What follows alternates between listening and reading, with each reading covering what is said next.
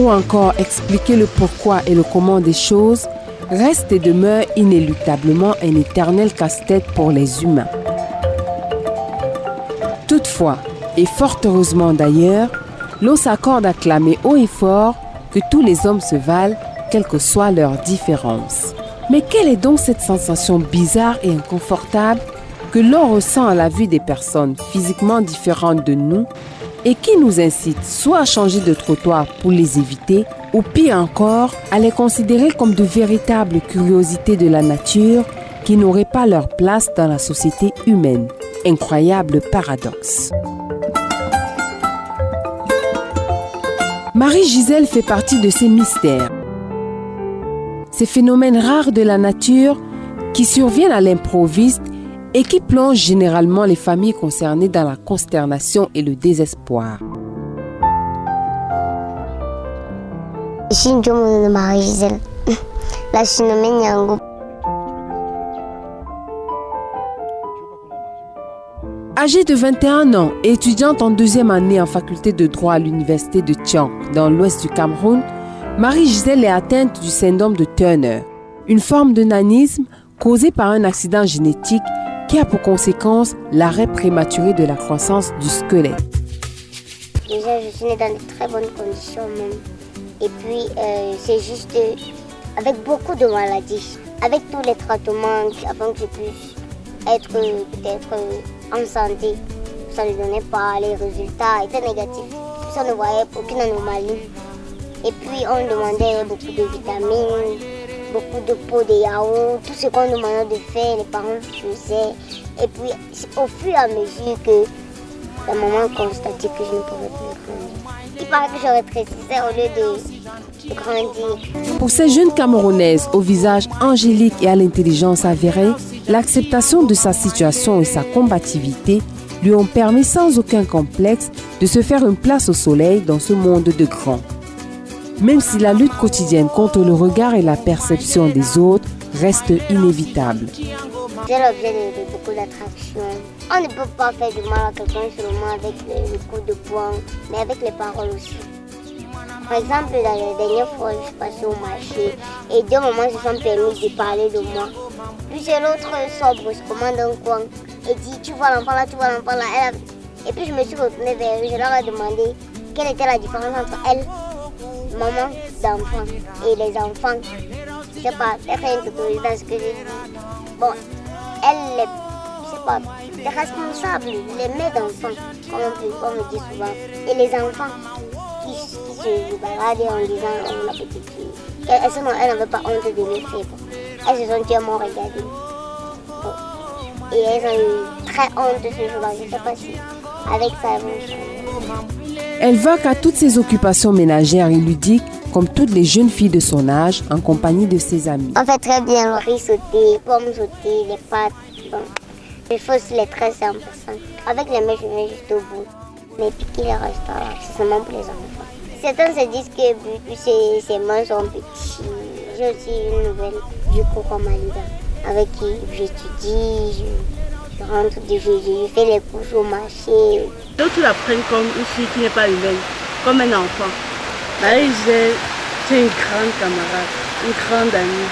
Bref, je pense bien que c'est ma plus grande amie parce que on se complète. Ce que je n'ai pas, elle a. Et ce qu'elle n'a pas, moi je raconte ma vie, elle me donne les conseils. Au lycée de Ndjandam à Bafoussam, où entrée en classe de 6e, elle a obtenu son baccalauréat, ses enseignants se souviennent d'elle.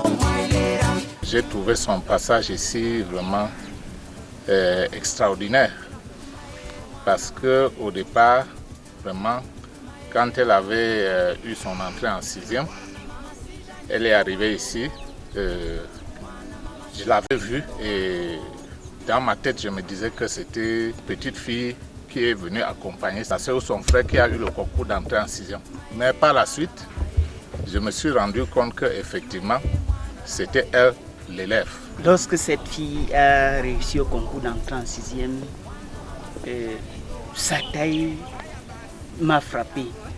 Et moi j'avais d'abord la première impression que j'ai de cette fille, c'est que je me disais que ça devait être une fille timide. Mais curieusement, Marie-Gisèle participe au cours. Marie-Gisèle pose des questions. Je me dois de reconnaître aujourd'hui que cette fille avait compris depuis longtemps que ce qui est intéressant pour l'homme, c'est d'abord son confort intellectuel. Et Marie-Gisèle s'est tue pour se former intellectuellement dans la discipline.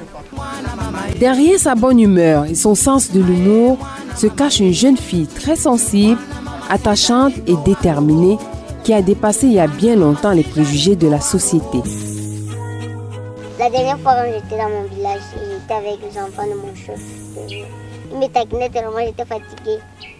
Ouais, tata, tu as fait comment ton sac? C'est ton sac. C'est toi qui écris. On veut voir ton cahier. Donc tu écris avec le bic. Donc maintenant, d'après ce que les gens disent, ou alors les gens me considèrent comme la star. Bon, au départ, c'était bizarre. Ils me regardaient seulement et puis ils ne disaient plus rien. Ils me taquinent souvent, bon, juste pour blaguer. Maintenant, c'est la star, on veut des autographes, on veut des photos. Bon, ils sont parfois embêtants. Elle rêve dans un coin de sa tête d'un monde meilleur pour les personnes vulnérables. Je ne dois pas seulement faire dans l'orphelinat. L'orphelinat, c'est juste 104. Oui. Et puis, les personnes de petite taille, ça se fait même pas sensibilisation. Il faut juste les sensibiliser. Mais d'où vient donc cette grande fille qui fait aujourd'hui la fierté de toute une contrée à la stupéfaction générale des milliers de personnes?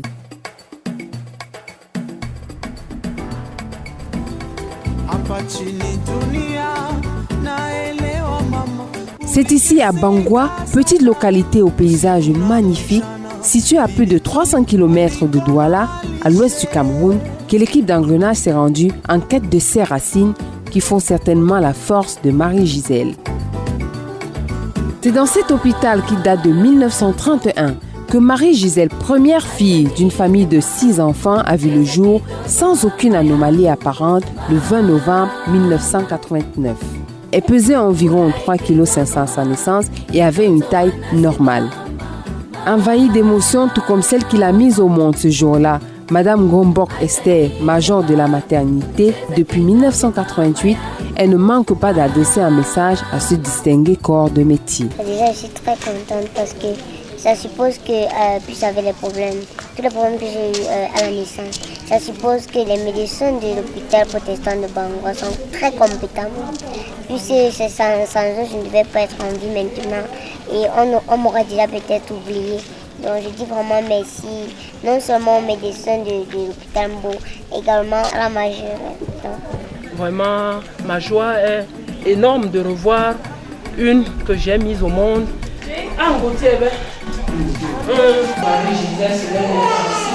La survenue de cette maladie, bien qu'ayant été un énorme choc pour ses parents, ne les a pas empêchés d'aimer leur fille, de veiller à son éducation et à sa santé, malgré les allégations maléfiques de leur entourage.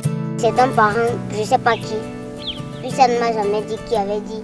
C'est un parent se permettait même de lui demander de me jeter au bord de l'eau. C'est d'enfants de plusieurs pays, c'est un sépare, je ne sais pas trop. Bon, et puis je supporte. My life is brilliant, my love is pure. Pour ses frères et sœurs, elle est un membre de la famille à part entière qui ne bénéficie pas de plus d'attention que d'autres. Je la considère comme mes petits frères. Il n'y a pas de distinction pour moi. Elle n'a pas un cas particulier. Bon, elle a sa place dans la famille, elle a son respect. Ses petites sœurs, je la considère comme les grandes sœurs. Pour ceux qui ne vivent pas avec elle, c'est quand même aussi difficile. Parce qu'elle aime, on lui prête beaucoup d'attention. Au départ, c'était difficile. Donc, et elle-même, c'était difficile pour elle. Quand elle a pu gérer ça, pour nous, c'est aussi facile de gérer. Marie, tu es une personne normale. Ton handicap, Dieu sait qui sait pourquoi il t'a mis comme ça. Quelqu'un ne doit pas te juger. Et tout ce qu'on dit, tu peux t'en foutre du reste. Car nous, tes frères sont là pour t'encourager dans tout ce que tu vas faire. C'est Dieu seul qui sait comment il a fait. On accepte comme ça. Un cas pareil arrive chez quelqu'un que la personne ne se décourage pas. Si tu es d'elle, parce que franchement, elle fait notre joie à la maison. Elle est soucieuse, de nous, pour notre avenir, elle s'inquiète pour nous. Elle ne se laisse pas faire. Elle est aussi beaucoup courageuse. Pour moi, c'était pas d'abord facile. Puisque je n'aimais pas beaucoup marcher avec elle. On ne savait pas que j'étais sa soeur.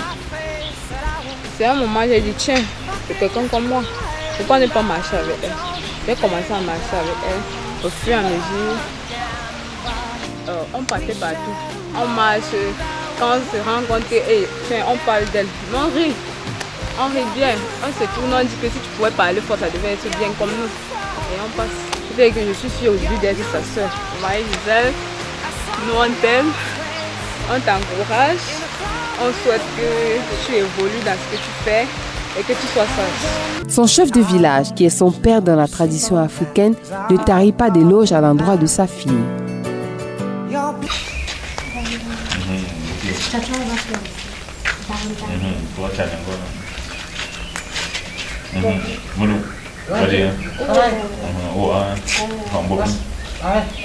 Marie-Gisèle Ndiomo, même si je ne suis pas le père géniteur de Marie-Gisèle, parce qu'il faut vraiment le souligner, elle c'est ma fille.